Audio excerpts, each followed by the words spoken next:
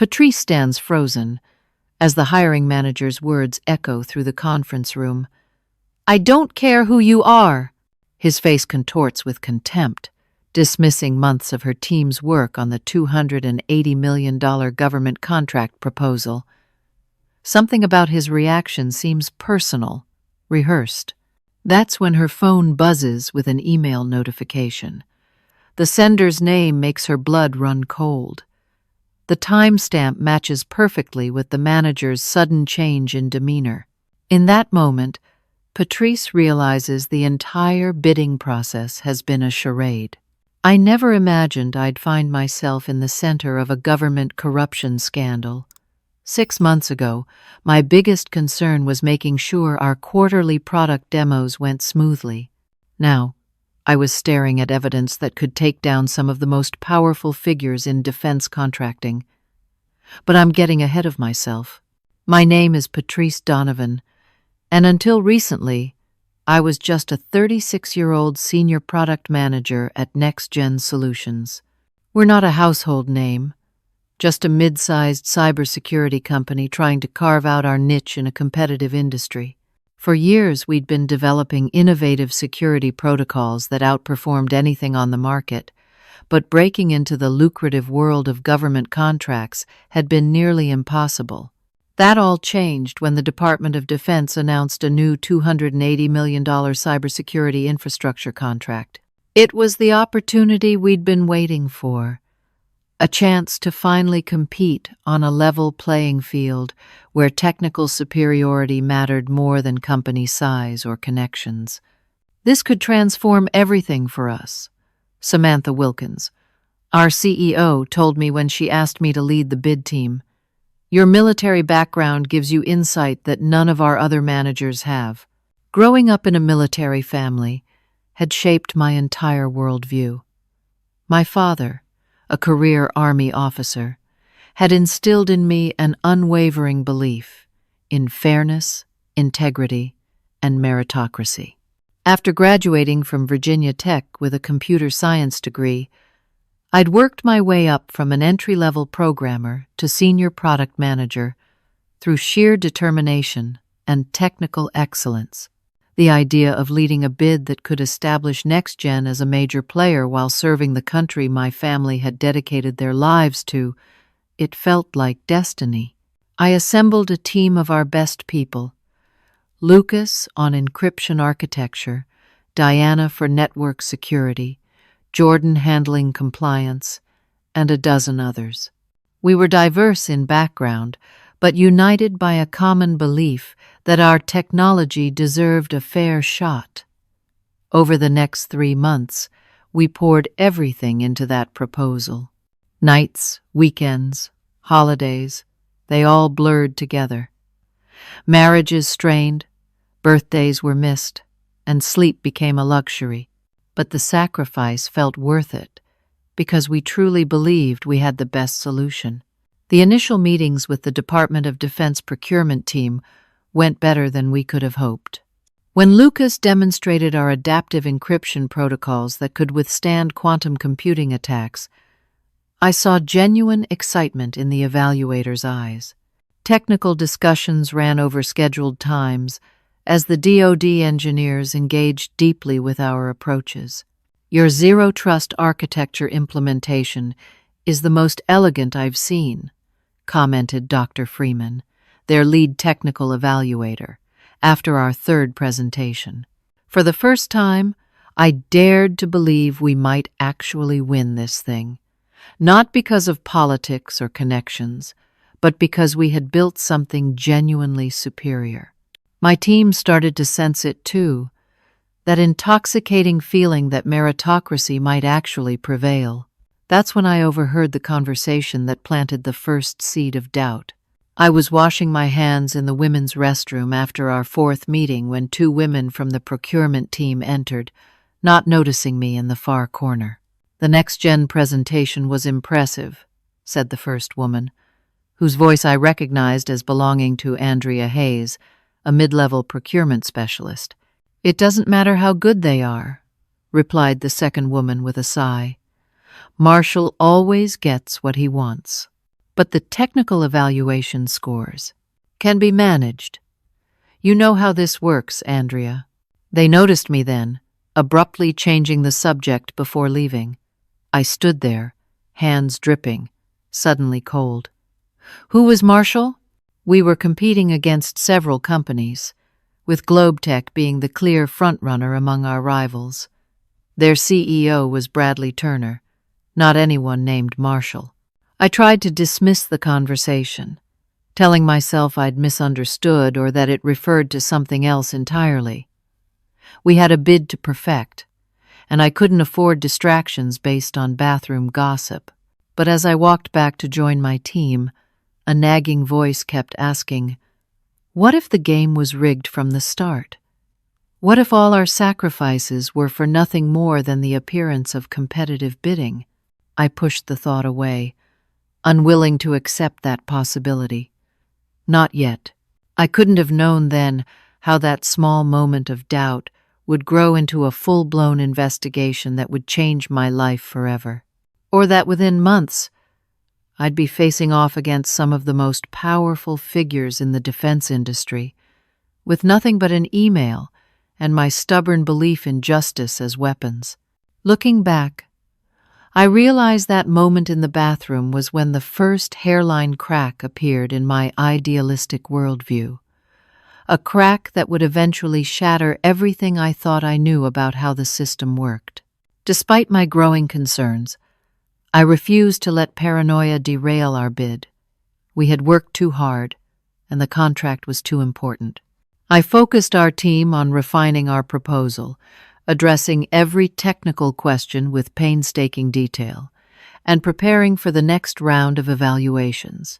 But things started changing in subtle yet troubling ways. First, our scheduled technical review got pushed back twice with little explanation. Then, emails to the procurement team that previously received prompt replies now went unanswered for days.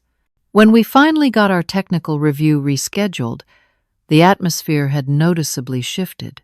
We've prepared a detailed breakdown of our quantum-resistant algorithms, I explained, as Lucas pulled up our demonstration on the conference room screens. We'd spent weeks perfecting this presentation, and the benchmark showed our solution was 40% more efficient than any competitor's approach. Dr. Freeman, who had been so engaged in previous meetings, barely looked up from his tablet.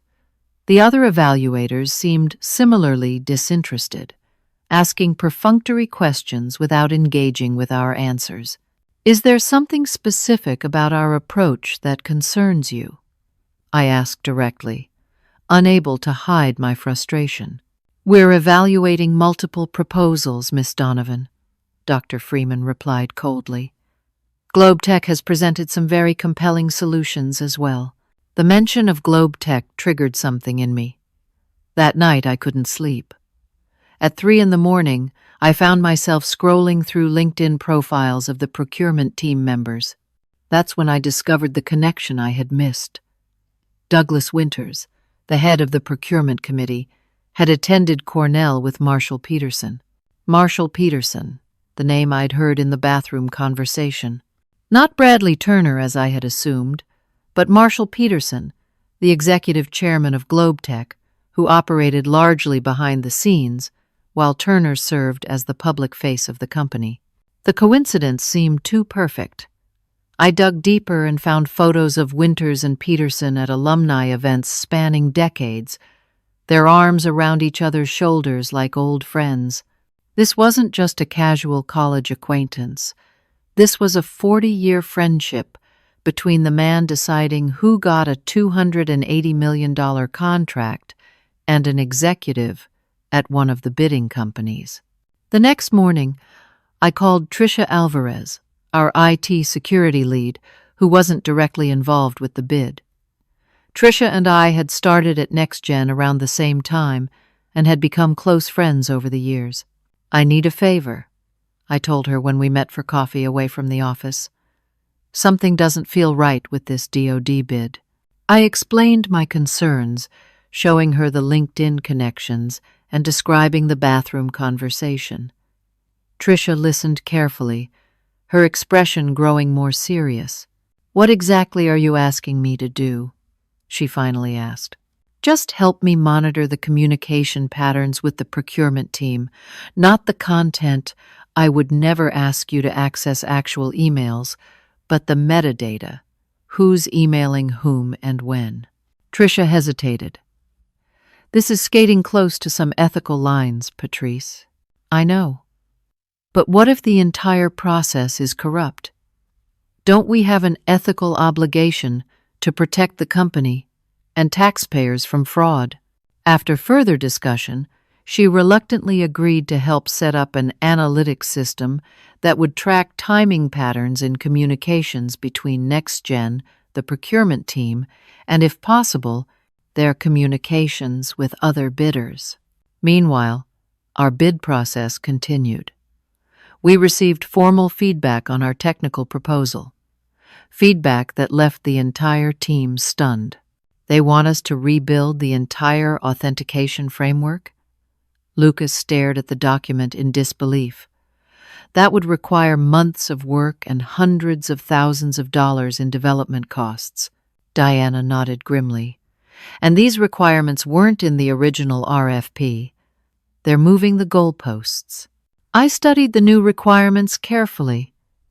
They subtly favored architectural approaches that larger companies with legacy systems would find easier to implement. Companies like GlobeTech. "This is designed to push us out," Jordan concluded, voicing what we were all thinking. We had a difficult decision to make. We could either invest significant resources into reworking our proposal with no guarantee of fair evaluation, or we could withdraw from the process. After much debate, we decided to press forward, but my suspicions continued to grow. 2 weeks later, Tricia asked to meet me in the small park across from our office building. "I found something," she said quietly, showing me her tablet. "Every time we submit new information to the procurement team, there's a pattern of after-hours meetings scheduled between key DoD personnel and GlobeTech representatives within 24 to 48 hours. She showed me a calendar analysis revealing 7 instances where our submissions were followed by unscheduled meetings between Winters or his deputies and GlobeTech executives. "It could be coincidence," Tricia said, though her tone suggested she didn't believe that. 7 times in a row isn't coincidence," I replied, feeling simultaneously vindicated and sick to my stomach. "There's more," Tricia continued. "Remember that technical feedback that required us to rebuild our authentication framework? 3 days after we received it, GlobeTech filed a provisional patent for a new authentication system that perfectly addresses those exact specifications. The implication was clear. Our proprietary information was being leaked to our competitor, who was then using it to strengthen their own bid while simultaneously creating obstacles for us. I had entered this process believing in meritocracy and fair competition. Now I was facing the ugly possibility that the entire process was corrupt from the start, that all our work, all our innovation, all our sacrifices had been mere theater in a play whose ending was already written. "What are you going to do?" Tricia asked. I stared at the damning pattern of meetings on her tablet. "I'm going to find proof," I said firmly, "and then I'm going to fight." What I didn't say, couldn't say, was that I had no idea how to fight a system this rigged, or what it might cost me to try.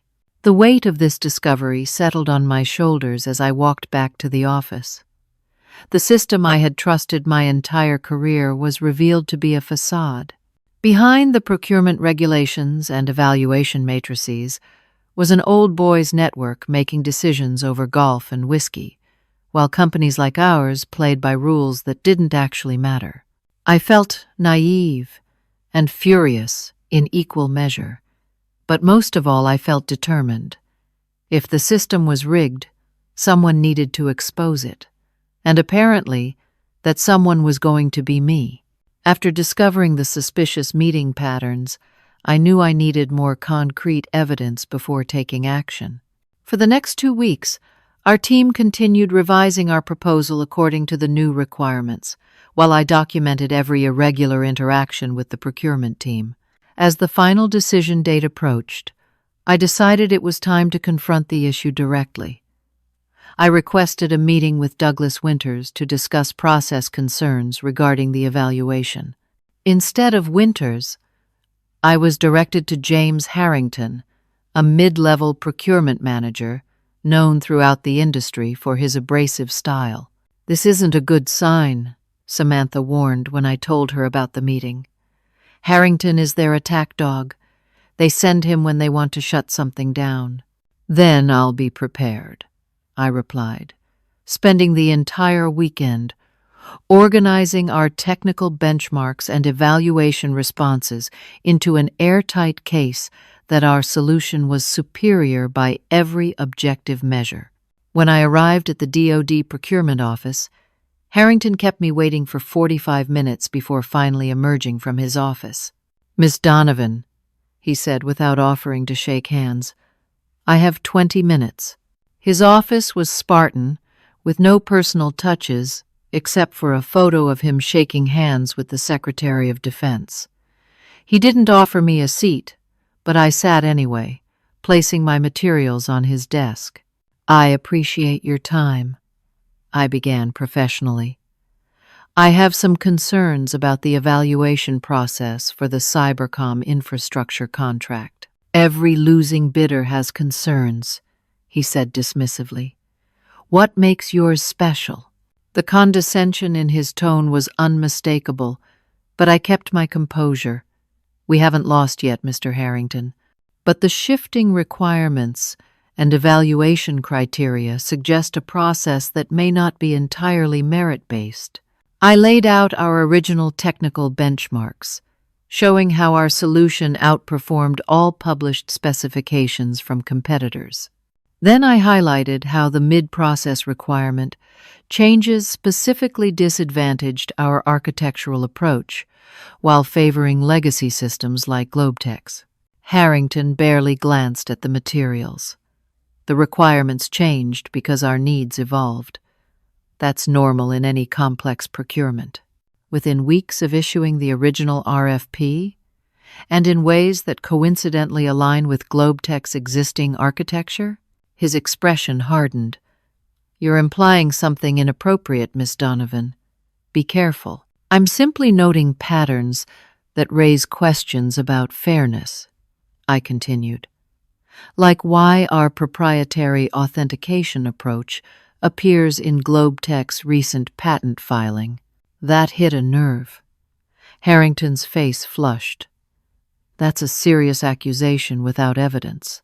I have the timeline and documentation." He stood abruptly. "NextGen is a small player trying to punch above its weight. You lack the infrastructure, experience, and capacity for a contract of this magnitude.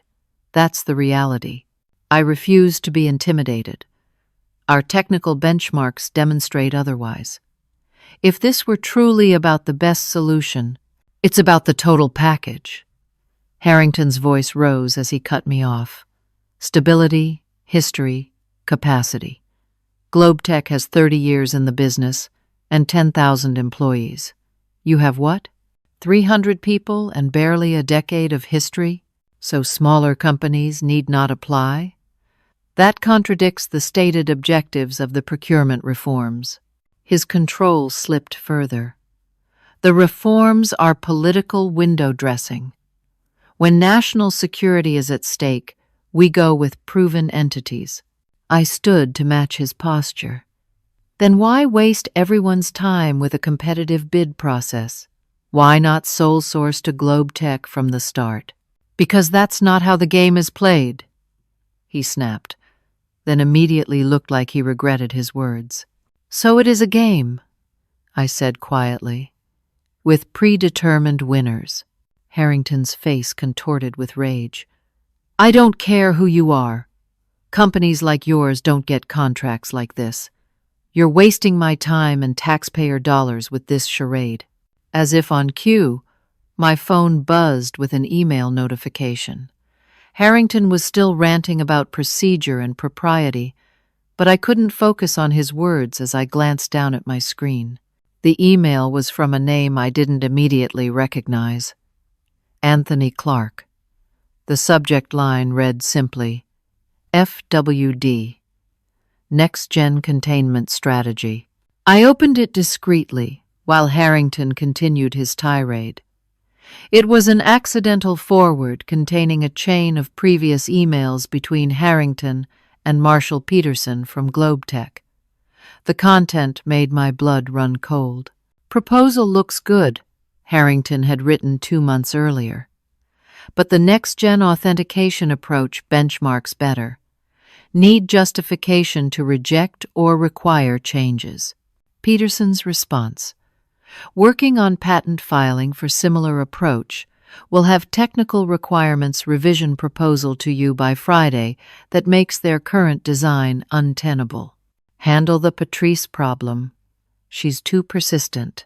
My hands trembled as I scrolled through email after email documenting a systematic effort to undermine our bid while providing inside information to GlobeTech. The corruption was explicit and undeniable. I looked up at Harrington, who was still lecturing me about knowing my place in the defense contracting ecosystem. He had no idea what had just landed in my inbox. Mr. Harrington, I interrupted calmly. I think we're done here.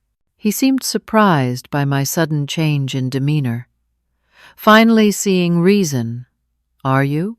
Something like that, I replied, gathering my materials. Thank you for your time. As I reached the door, curiosity got the better of him. That's it? No more arguments about fairness?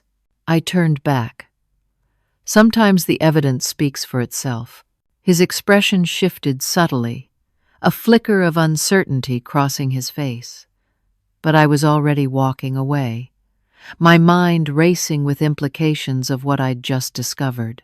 Outside the building, I found a quiet bench and examined the email more carefully. At the bottom was a brief note from Anthony Clark. Miss Donovan, I can't be part of this. I've been documenting everything. Call me if you want the complete file. 202-555-4789. I searched my memory for Anthony Clark and vaguely recalled a young man who had been present at several of our technical reviews but rarely spoke. A junior member of the procurement team, probably new to government service, and not yet accustomed to looking the other way. With shaking hands, I called the number. Anthony Clark answered a cautious voice. This is Patrice Donovan from Next Gen. I just received your email. A pause. Can you meet me in person? Not at DOD or your office. We arranged to meet at a coffee shop in Arlington in 2 hours. As I made my way there, my mind whirled with questions and possibilities. Was this a trap? Or had I finally found an ally within the system? Anthony was already waiting when I arrived, a nervous-looking man in his late 20s with close-cropped hair and the earnest expression of someone who still believed in doing the right thing. I've been with procurement for 11 months, he explained after we found a quiet corner. I knew government contracting had politics, but I never expected this level of corruption. What they're doing to your company's bid is criminal. How long have you been collecting evidence? I asked. Since I noticed the pattern with your first technical submission, they're systematically stealing your innovations while creating impossible hurdles. He slid an encrypted drive across the table. It's all here. Emails, meeting recordings, documentation transfers. Winters and Peterson were roommates in college. They've been running this scheme for years, directing billions in contracts to GlobeTech and its subsidiaries. I stared at the small drive, understanding its explosive potential. This could end careers, maybe lead to criminal charges. Anthony nodded grimly. That's why I needed you to understand what you're getting into. These people have power and connections. They won't go down without destroying anyone who threatens them. Why take this risk yourself? I asked. His expression hardened. My brother served 2 tours in Afghanistan. His unit lost 3 people because their communications equipment failed.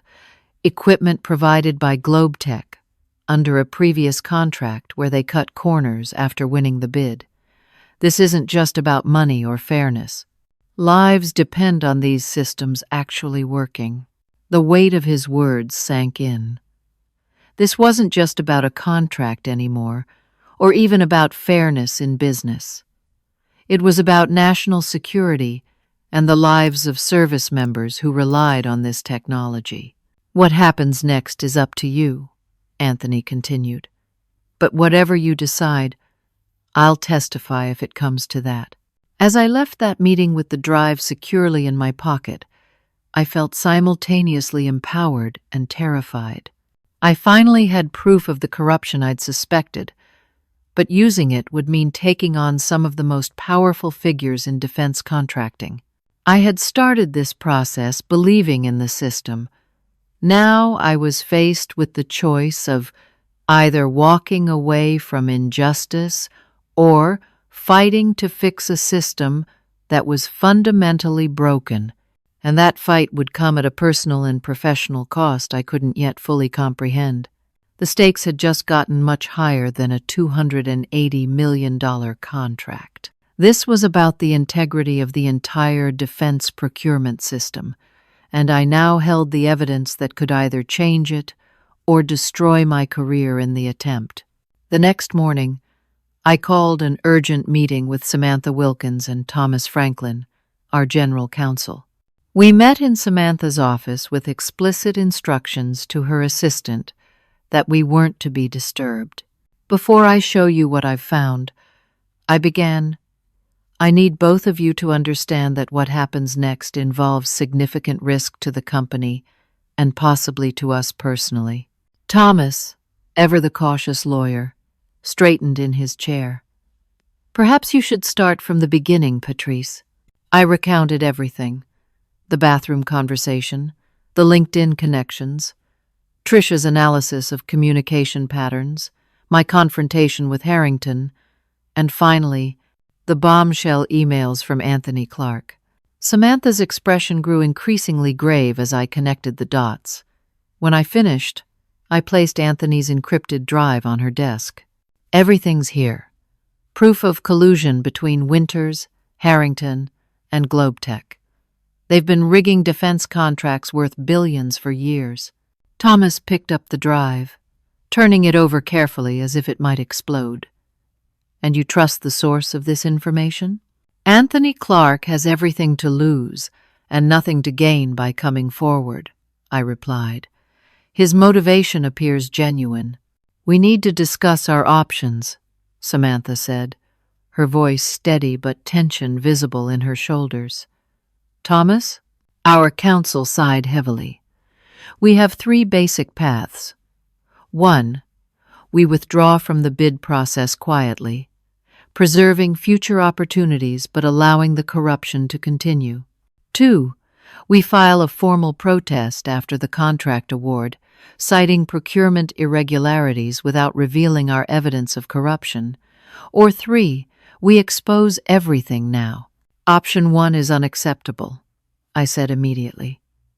We can't just walk away knowing what we know. From a business perspective, it might be the safest course, Samantha noted.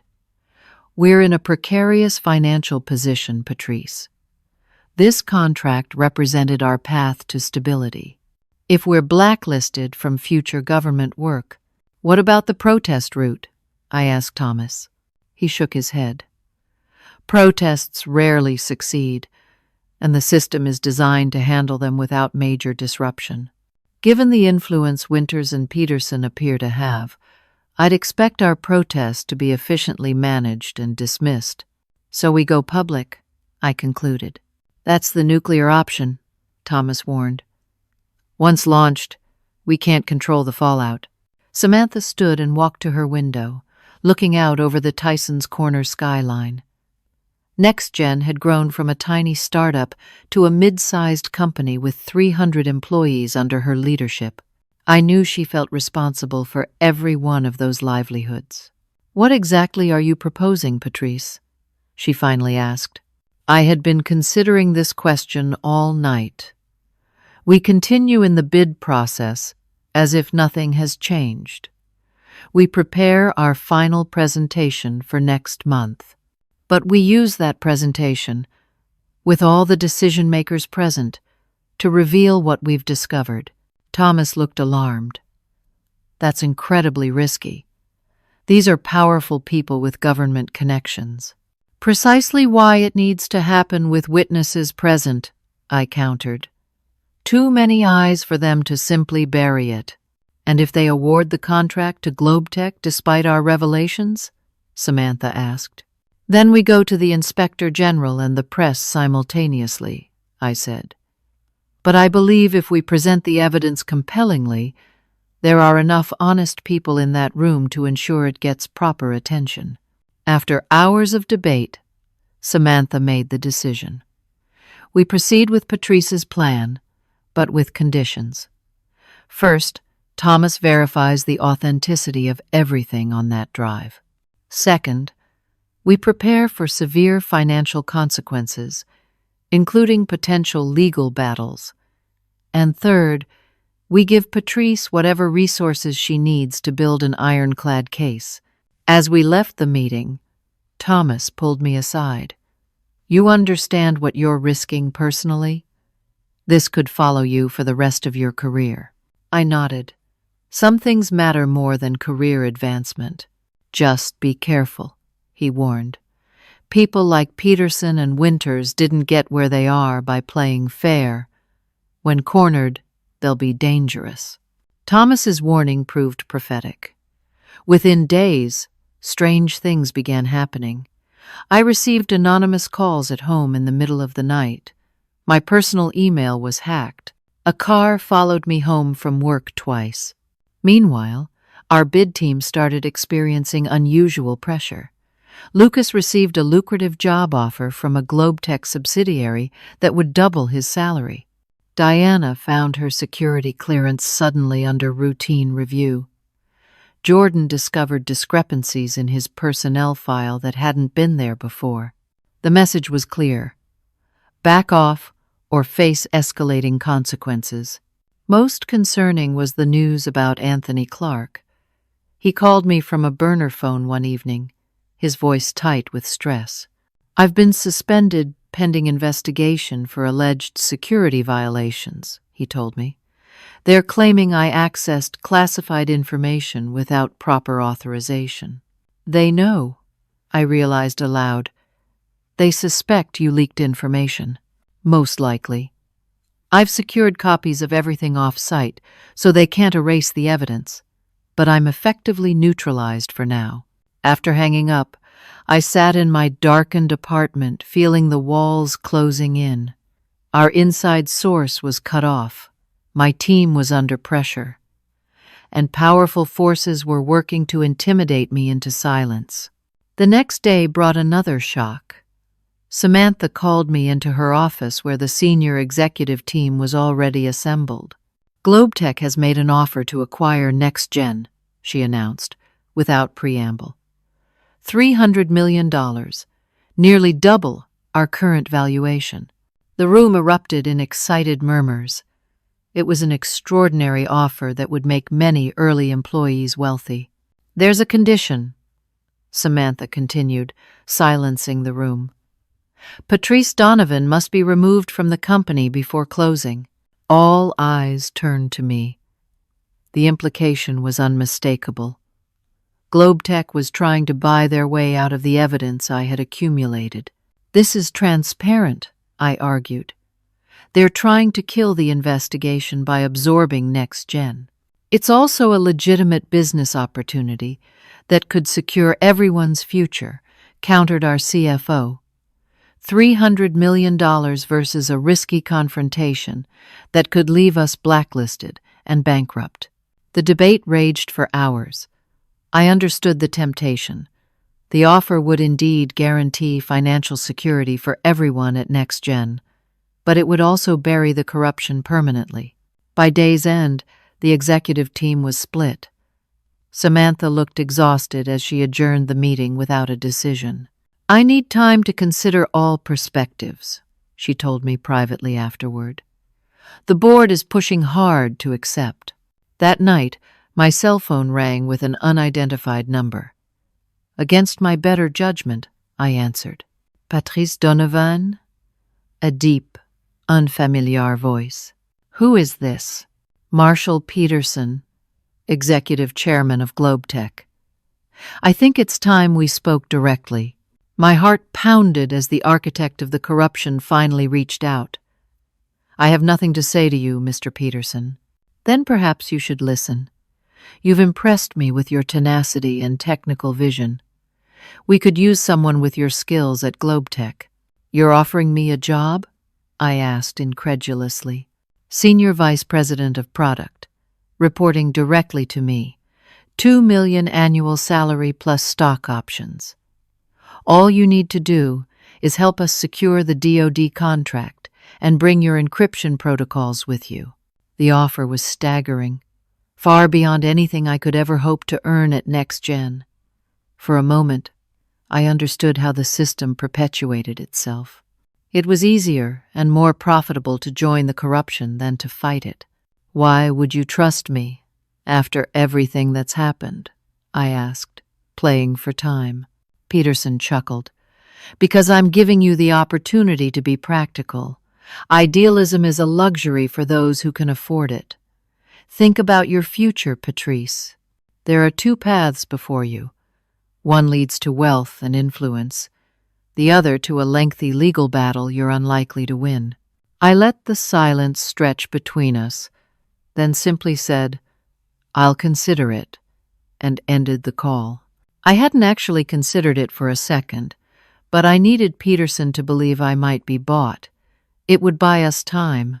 Later that night, unable to sleep, I reviewed the files from Anthony's drive again. Buried deep in a folder of financial records, I found something I had missed before, a pattern of cryptocurrency transfers to an account that appeared in Douglas Winter's personal emails. The payments coincided perfectly with major contract awards to GlobeTech over the past 5 years, totaling millions of dollars. This wasn't just about college friendships and professional favoritism. This was bribery, plain and simple. I immediately called Thomas and forwarded the financial records. If Samantha and the board were wavering, this new evidence of criminal activity might strengthen their resolve. We couldn't allow ourselves to be bought off when the corruption ran this deep. The next morning, I arrived at the office to find Samantha waiting for me. Her expression was unreadable. "The board met until 2 a.m., she said. "They've made their decision." I braced myself, prepared to resign rather than abandon the fight. "We're rejecting GlobeTech's offer and proceeding with the final presentation strategy," she continued. "Thomas found the cryptocurrency evidence compelling, and the board agreed we can't be complicit in covering up potential criminal activity." Relief washed over me. "Thank you for standing firm." "Don't thank me yet," Samantha replied grimly. "We're committed now. This company's future rides on what happens in that presentation room next week. I hope your evidence is as strong as you believe it is." So did I, because we had just declined $300 million to bet everything on my ability to expose a system that had successfully protected itself for decades. As I walked to my office, I felt the weight of 300 livelihoods on my shoulders. The path forward was clear but treacherous. In 1 week, we would either change the system or be destroyed by it. There was no middle ground left. With only 1 week until the final presentation, I threw myself into building an airtight case documenting the corruption. Thomas assigned 2 paralegals to help me organize the evidence, while I worked with Tricia to verify the technical details of how our proprietary information had been leaked to GlobeTech. The financial transfers are the smoking gun, Thomas advised during one late-night strategy session. But we need to connect them directly to the contract decisions to prove quid pro quo. I nodded, bleary-eyed after my fourth consecutive 18-hour day. I'm working on a timeline that correlates the transfers with specific procurement milestones. What about Anthony Clark? Thomas asked. His testimony would be invaluable. He's still suspended and under investigation. I haven't been able to reach him through normal channels. We need him, Patrice.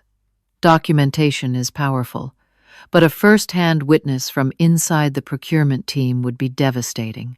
I knew Thomas was right. That night, I drove to Anthony's apartment in Arlington, taking a circuitous route to ensure I wasn't followed. When he opened the door, I barely recognized him.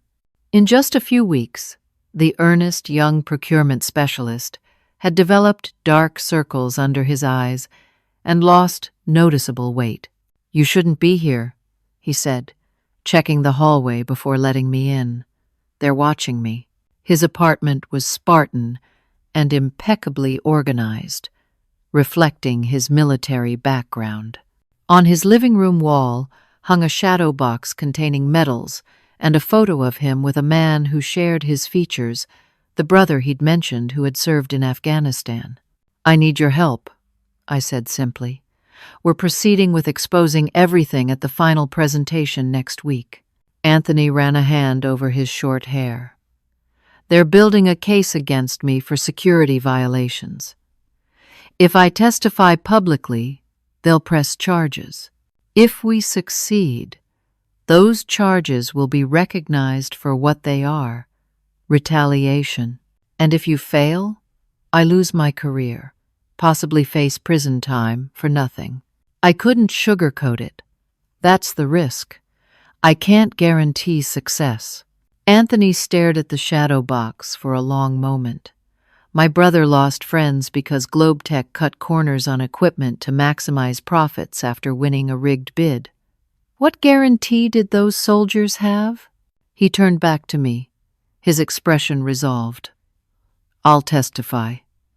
I'll provide a sworn affidavit now and appear in person if needed." We spent the next 3 hours preparing his statement, documenting everything he had witnessed within the procurement team. When we finished, his testimony filled 27 pages. "Thank you," I said as I prepared to leave. "I know what this is costing you. Just make it count," he replied. As the final presentation approached, the personal toll of our investigation mounted. I barely slept or ate. My apartment became a repository for takeout containers and empty coffee cups. When I did sleep, I had nightmares about failing, about standing in that presentation room with evidence that somehow dissolved before I could present it. The stress began affecting my closest relationships. My boyfriend Mark, whom I'd been dating for 2 years, grew increasingly frustrated with my absences and secrecy. "This is the 3rd dinner you've canceled this week," he complained during a rare phone conversation. "I barely see you anymore." "It's this contract," I explained, unable to share the full truth about the investigation. "The presentation is next week, and everything has to be perfect." It's always something, Patrice. First it was the quarterly product launch, then the initial bid, now this presentation. There's always a reason why your work comes first. That's not fair. This is literally the most important project of my career. "They're all the most important project," he countered. "When does it end? When do we become the priority?" I had no good answer. The truth was, exposing this corruption had consumed me entirely. I couldn't think about anything else until it was resolved. "I need you to understand," I pleaded. "Just give me until next week." "And then what?" "The next crisis will take precedence." "I can't keep doing this, Patrice." "What are you saying?" The silence stretched between us. "I think we need a break," Mark finally said. Call me when this is over, and we'll see where we stand." The line went dead, and I was left staring at my phone. I should have felt devastated, but all I felt was numb. One more casualty of this fight I hadn't chosen but couldn't abandon. The pressure wasn't just coming from my personal life. At NextGen, support for our strategy was fracturing. Several executives who had initially backed Samantha's decision were now getting cold feet as the reality of confronting powerful government officials sank in. "The board is wavering," Samantha informed me 3 days before the presentation. "Peterson has reached out to several members individually, sweetening the acquisition offer." "We can't back down now," I insisted. "We have the evidence. We can end this corruption." "Evidence of a system that has protected itself for decades," she reminded me. "I'm still behind you, but you need to understand, if this goes badly, NextGen might not survive, and neither will your career."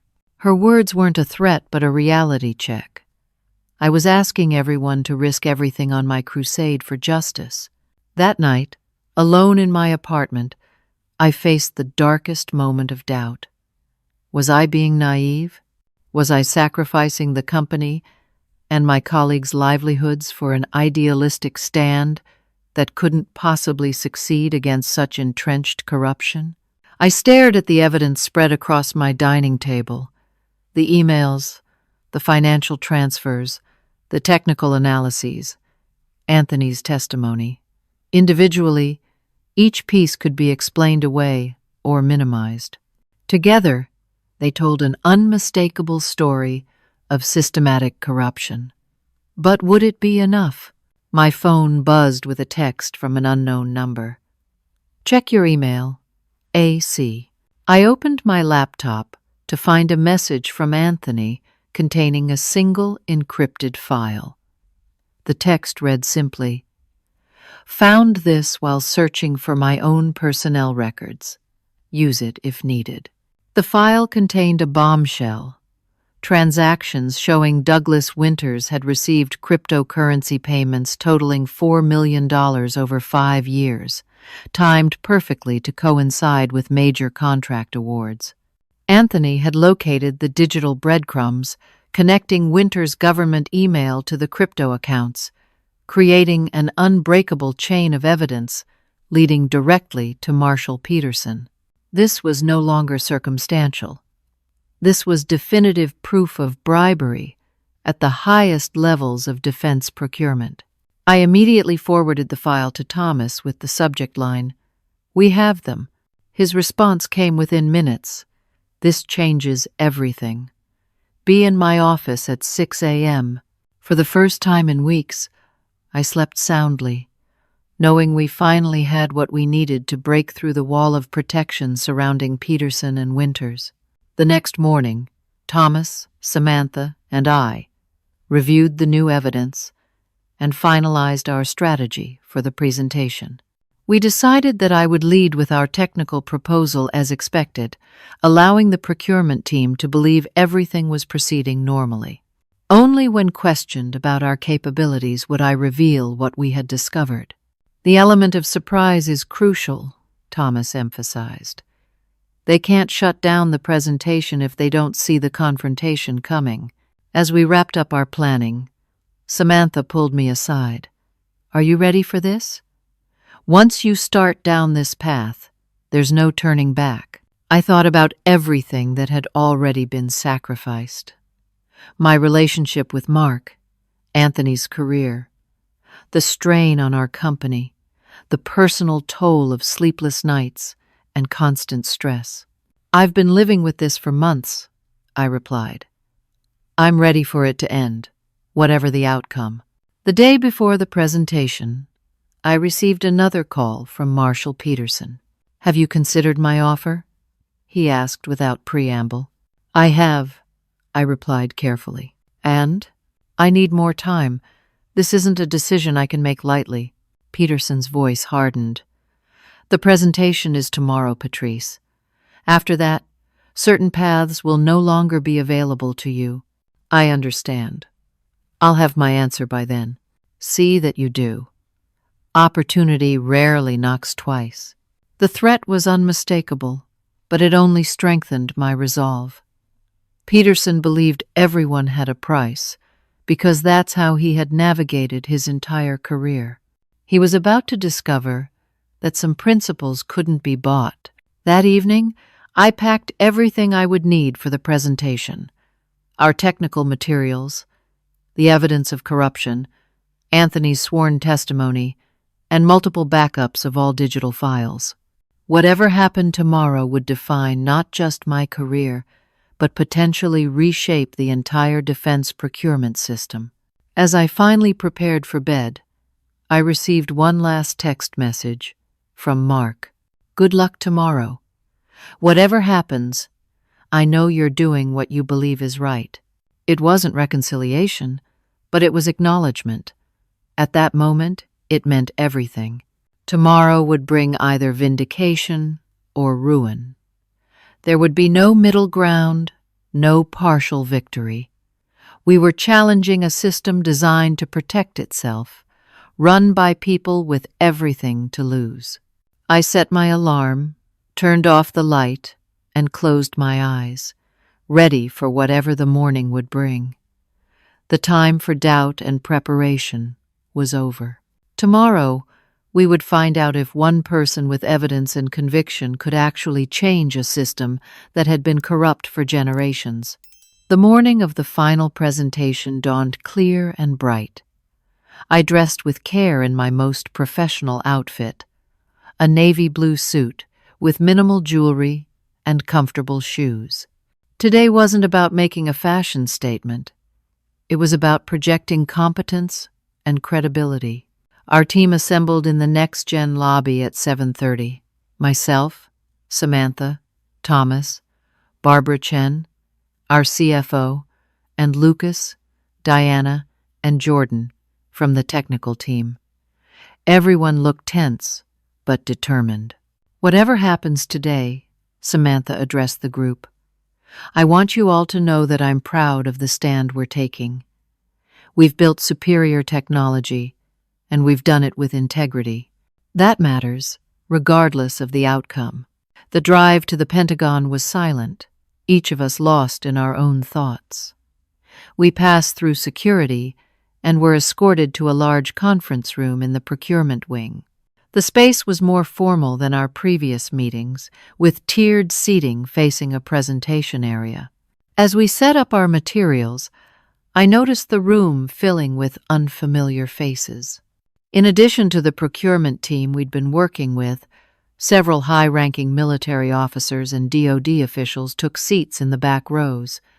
Winters sat in the center front row, looking confident and relaxed. Harrington was beside him, smirking slightly as he watched us prepare. At precisely 9 o'clock, a side door opened, and 3 people entered, 2 men in suits flanking a woman I didn't recognize. They took seats in the corner, observing silently. Who are they? I whispered to Thomas. Not sure, he replied. But they're not part of the regular procurement team. Douglas Winters called the meeting to order. Today we'll hear the final presentation from Next Gen Solutions regarding the Cybercom infrastructure contract. Miss Donovan, you have 45 minutes. I stepped to the podium, heart pounding but voice steady. Thank you, Mr. Winters. Before I begin, I'd like to thank the entire procurement team for their consideration throughout this process. I launched into our technical presentation, methodically explaining our security architecture, encryption protocols, and implementation plan. Lucas and Diana added detailed explanations of specific components when called upon. By all appearances, this was a standard final bid presentation. 30 minutes in, I reached the section on financial capacity and long-term support, the area where Harrington had previously attacked us. As you can see from our financial projections, I explained, NextGen is fully capable of supporting this contract through implementation and ongoing maintenance. Our company is financially stable with strong growth indicators. Harrington raised his hand, right on cue. Miss Donovan, with only 300 employees and limited capital reserves, how can NextGen possibly handle a contract of this magnitude? GlobeTech has 10,000 employees and billions in resources. This was the opening I had been waiting for. That's an excellent question, Mr. Harrington, I replied calmly. Before I address it directly, I'd like to share some relevant context about the evaluation process itself. I nodded to Thomas, who distributed folders to each person in the room. These materials document a pattern of procurement irregularities that call into question the fairness of this entire process. The room erupted in murmurs. Winters half rose from his seat. This is highly irregular, Miss Donovan. No more irregular than receiving millions in cryptocurrency payments from GlobeTech executives coinciding with contract awards, I responded clearly. The room fell silent. Winters slowly sank back into his chair, his face ashen. I continued, my voice steady. The folders before you contain evidence of systematic corruption in this procurement process.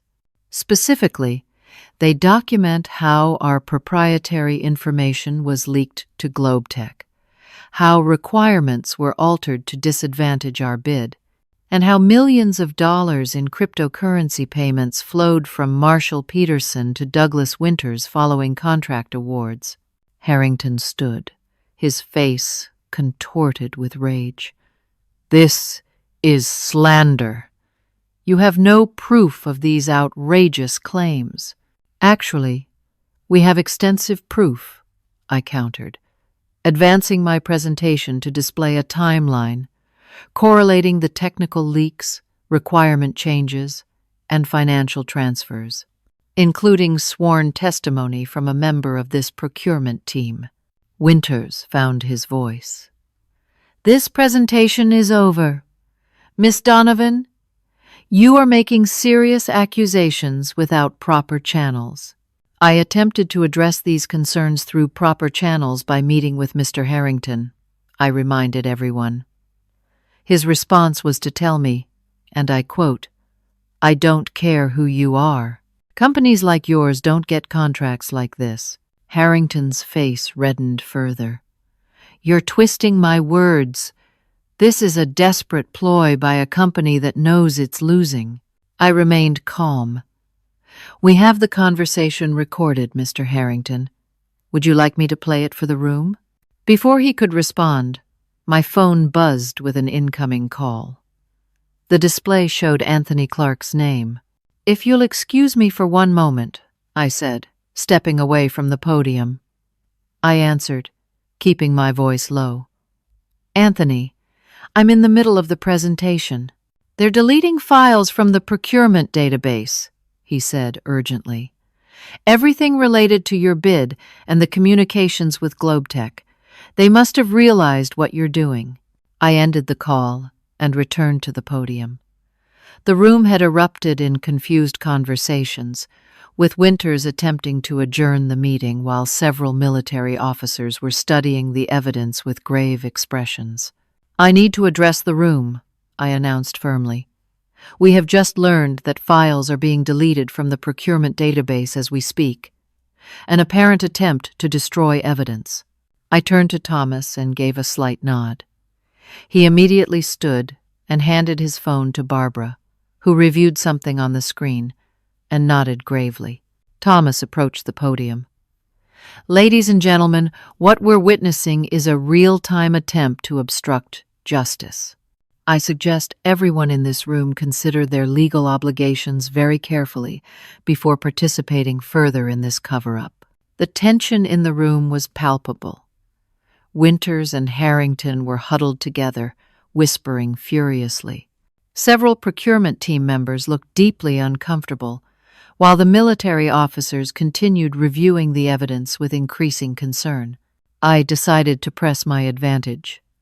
"Mr. Winters, Mr. Harrington, Would either of you care to address the cryptocurrency transactions documented on pages 17 through 22? Specifically, the $4 million transferred to accounts linked directly to Mr. Winter's personal email? This is outrageous! Harrington exploded, standing again. I don't care who you are. You cannot come in here and make these wild accusations against respected public servants. As Harrington continued his tirade, I calmly took my phone from my pocket and walked over to Thomas. I handed him the device, which displayed the additional evidence Anthony had sent. Thomas reviewed it quickly, then looked up and whispered to Barbara. She nodded gravely. The room had fallen silent as everyone watched this exchange. I returned to the podium while Harrington finally ran out of steam. Is there something you'd like to share with the room, Miss Donovan? Winters asked, his voice strained but fighting to maintain control. Before I could respond, one of the unknown figures from the corner stood up. The woman was trim and professional in a dark suit, with the confident bearing of law enforcement. I believe this is an appropriate time for me to introduce myself, she announced. I'm Special Agent Jessica Martinez from the Defense Criminal Investigative Service. My team and I have been investigating procurement fraud allegations for the past 6 months. The room went completely silent. Winters seemed to physically shrink in his chair. This entire proceeding has been monitored as part of our ongoing investigation, Agent Martinez continued. I want to thank Ms. Donovan and NextGen Solutions for their cooperation in helping bring these activities to light. I was as shocked as everyone else. We had been operating completely independently, unaware that a parallel investigation was already underway. Agent Martinez, Thomas spoke up, are we to understand that you were already investigating Mr. Winters and Mr. Harrington prior to our presentation today? That's correct, she confirmed. Your evidence will be extremely valuable in supplementing our existing case. I would ask that everyone remain in this room while my colleagues secure relevant materials and electronic devices. The 2 men who had accompanied her moved quickly to the doors, preventing anyone from leaving. Harrington looked like he might be sick. Winters sat motionless, staring straight ahead. Agent Martinez approached me at the podium.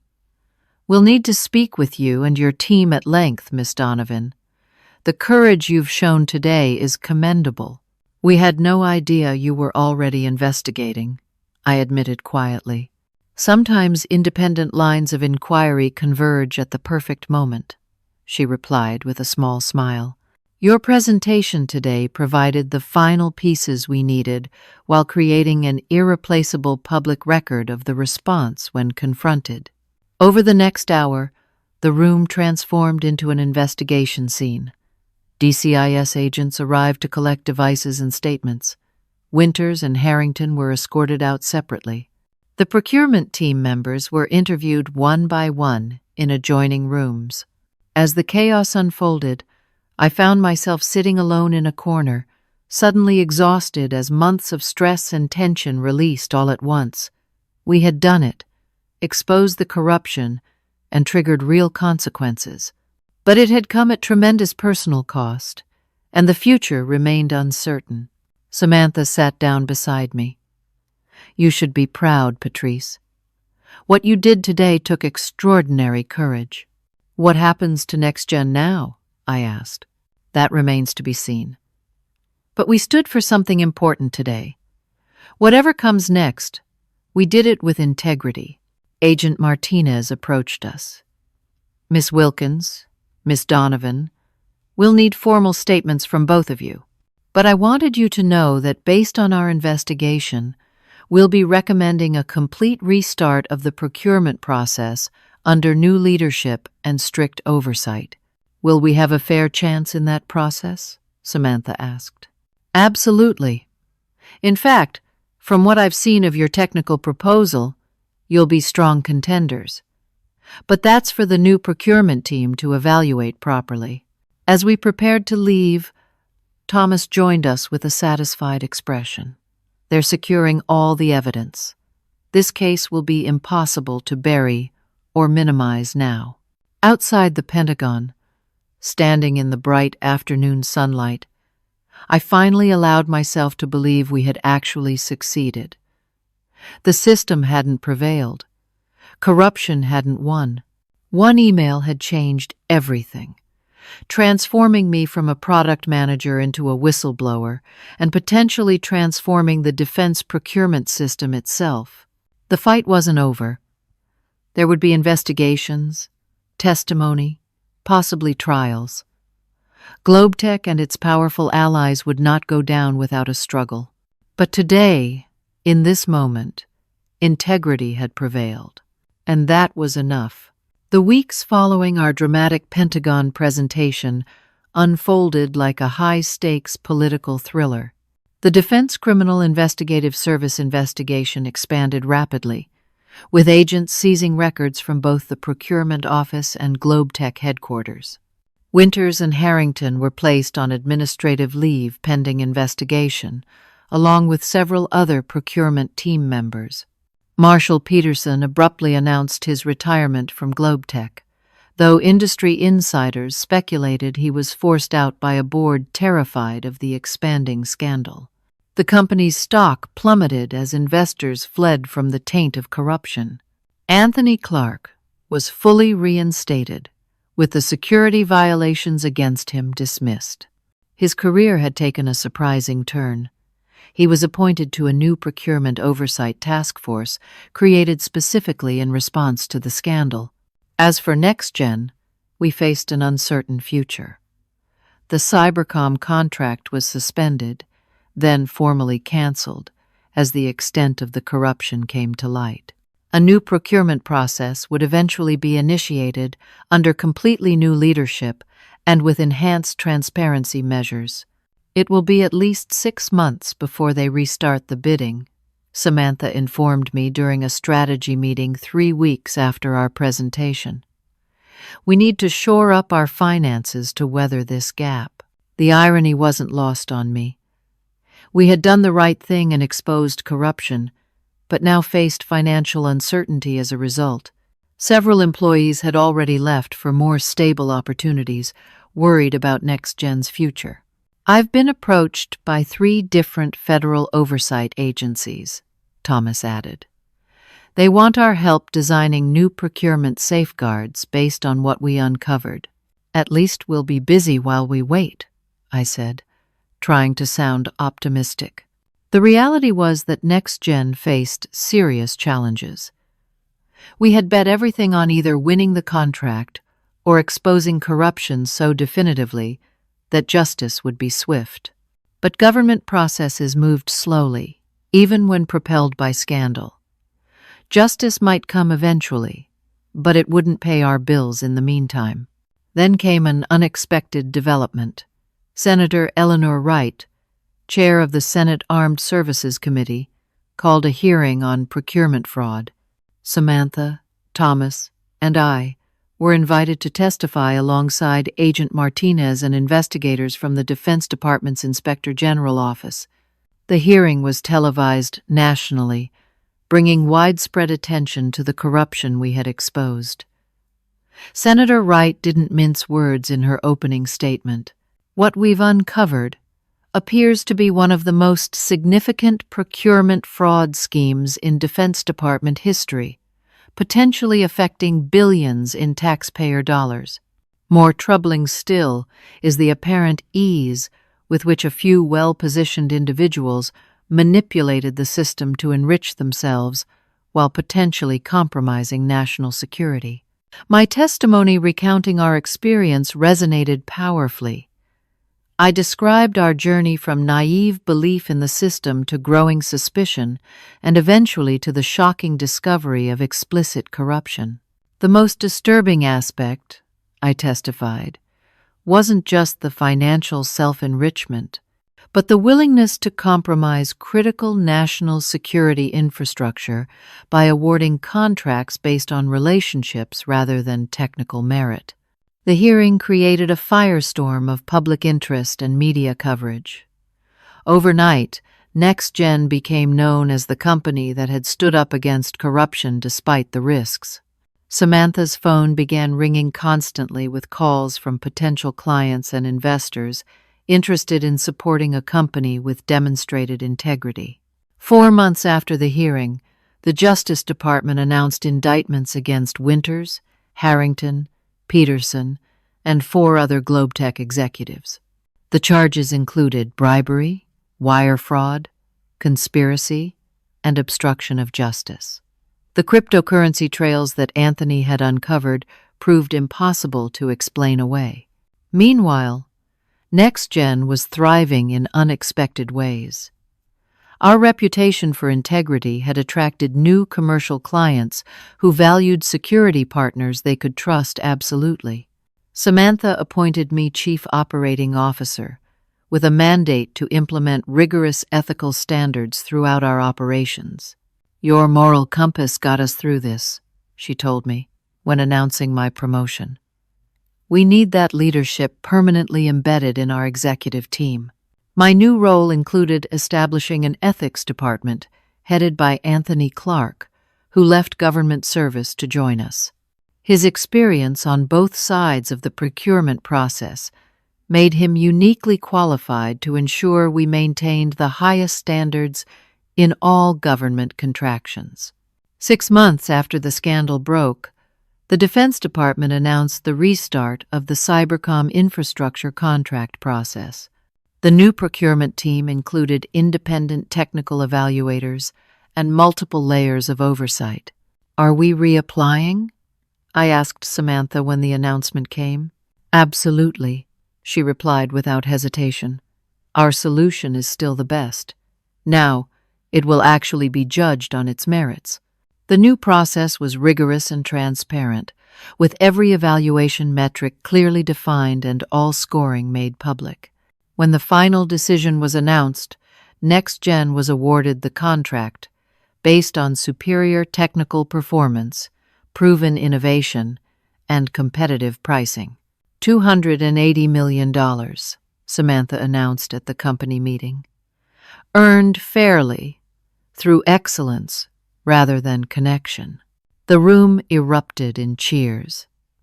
For many of us, this represented more than a business victory. It was vindication of our belief that integrity and excellence could actually prevail. The contract transformed NextGen overnight. We expanded from 300 employees to nearly 1,000 within a year. Our cybersecurity solutions became the new standard for government agencies, opening doors to additional contracts. The investigation into Globetech continued to expand, revealing a pattern of corruption spanning decades and involving billions in government contracts. Several former officials faced prison sentences, while the company itself paid massive fines and operated under a court-appointed monitor. The scandal prompted comprehensive procurement reforms across multiple federal agencies. New transparency requirements, conflict of interest disclosures, and technical evaluation protocols were implemented. Anthony's task force recommendations became the foundation for legislation that passed with broad bipartisan support. On a personal level, my life had changed profoundly. My relationship with Mark never recovered. The intensity of the investigation had created a distance between us that couldn't be bridged. We parted amicably, both recognizing we had grown in different directions. Surprisingly, I developed a friendship with Agent Martinez. What began as professional meetings to coordinate on the investigation evolved into hiking outings and occasional dinners. We shared a commitment to integrity in public service that transcended our different career paths. "You know, I almost didn't believe the evidence when we first started investigating Winters," she confided during one of our hikes. "The corruption was so brazen, so extensive. It seemed impossible that it could have continued for years without discovery." "Systems protect themselves," I replied. "Everyone was incentivized to look the other way. Except you," she pointed out. "You could have joined them." Peterson offered you everything. I thought about that momentary temptation I had felt when Peterson had offered me millions to look the other way. There are some things you can't put a price on. 1 year after the contract award, I stood in NextGen's new headquarters, addressing our annual leadership conference. Looking out at hundreds of faces, many new, some who had been there from the beginning, I felt an overwhelming sense of purpose. NextGen began as a technology company, I told them. Today, we're more than that. We're proof that excellence and integrity aren't just nice words for the company website. They're viable business principles that can transform industries. I shared the lessons from our journey, the importance of questioning systems that seem unfair, the courage to stand alone when necessary, and the power of evidence meticulously gathered and strategically deployed. Systems don't fix themselves, I concluded. People with courage fix systems, and success without integrity isn't success at all. Beyond NextGen, I found a new calling as an advocate for procurement reform and business ethics. I established a nonprofit coalition of smaller tech companies to promote fair competition in government contracting. We provided resources and support to help emerging companies navigate the complex procurement landscape while maintaining ethical standards. I also began mentoring young female entrepreneurs, sharing both technical knowledge and the harder lessons about standing firm in challenging circumstances. Each time I told our story, I emphasized that the most important qualification for leadership wasn't technical brilliance or political savvy, but the courage to do what's right regardless of personal cost. The experience had transformed me from a product expert into a business leader with a mission. The naive idealist who believed the system would naturally reward merit had been replaced by a pragmatic reformer who understood that systems required constant vigilance and occasional disruption to function properly. Looking back on that pivotal moment when my phone buzzed with Anthony's email in Harrington's office, I realized how easily things could have gone differently if I had ignored that notification, if Anthony hadn't found the courage to send those documents, if we hadn't gathered the evidence methodically. The corruption might have continued indefinitely. One person, with evidence and conviction, had indeed changed a system designed to protect itself. Not easily, not without cost, but definitively. That knowledge gave me hope for other broken systems waiting for someone courageous enough to challenge them. The journey had cost me a relationship, countless sleepless nights, and the comfortable ignorance of believing that merit always prevailed. But it had given me something far more valuable: the knowledge that integrity, when backed by evidence and courage, could actually triumph over entrenched corruption. That was a lesson worth everything it had cost to learn. Have you ever faced a moment when doing the right thing seemed too risky? What gave you the courage to push forward? Share your stories in the comments below. And if this story resonated with you, please like and subscribe to support more content like this. Don't forget to share with anyone who might need inspiration to stand up against corruption or unfairness in their own lives. Thank you for joining me on this journey. And remember, systems don't change themselves. People with courage change systems.